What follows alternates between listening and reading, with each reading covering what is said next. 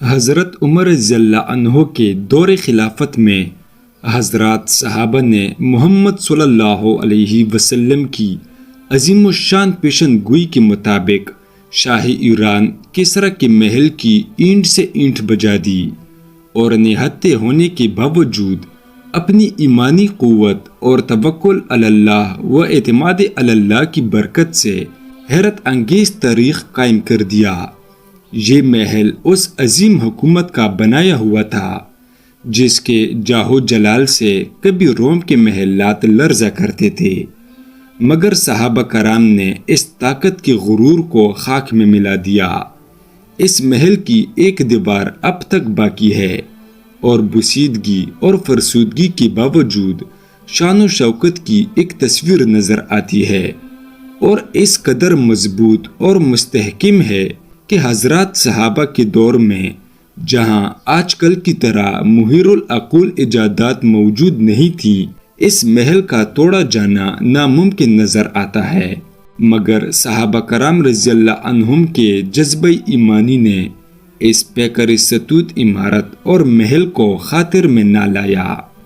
خلیفہ منصور نے اپنے دور خلافت میں چاہا کہ کسریٰ کے محل کی اس موجودہ دیوار کو توڑ کر اس کے ملبے سے حاصل ہونے والی رقم سے فائدہ اٹھایا جائے، تو اس نے مشورہ کیا اور سبھی مشیروں نے بادشاہ کی حامی بھر لی، مگر ایک ایرانی مشیر نے کہا کہ آپ اس دیوار کو ہرگز نہ توڑوائیں، کیونکہ بعد کے لوگ جب دیکھیں گے کہ صحابہ نے ظاہری ضعف و کمزوری کے باوجود اور اس ایوان کے بادشاہ کے جلال و جبروت کے باوجود اس کو مقہور و مغلوب کر دیا، تو ان کو کوئی شک نہ ہوگا کہ یہ سب اللہ کے حکم سے ہوا ہے اور اللہ ہی کی ان کی ساتھ تائید و نصرت رہی ہے۔ مگر بادشاہ کی سمجھ میں اس کی بات نہیں آئی اور اس نے دیوار کو توڑنے پر مزدور لگا دیے، مگر چند ہی دنوں میں اندازہ ہو گیا کہ اس دیوار کو توڑنے پر جتنا خرچ آئے گا، اس کا 10واں حصہ بھی اس کے ملبے سے حاصل نہ ہوگا، کیونکہ وہ ایک انتہائی مضبوط اور مستحکم دیوار تھی۔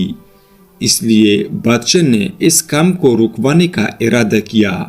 مگر کام کو رکوانے سے پہلے اس نے اپنی اسی مشیر کو پھر بلوایا اور صورتحال کو رکھ کر مشورہ لیا، تو مشیر نے کہا کہ آپ اس کام کو ہرگز نہ رکوائیں،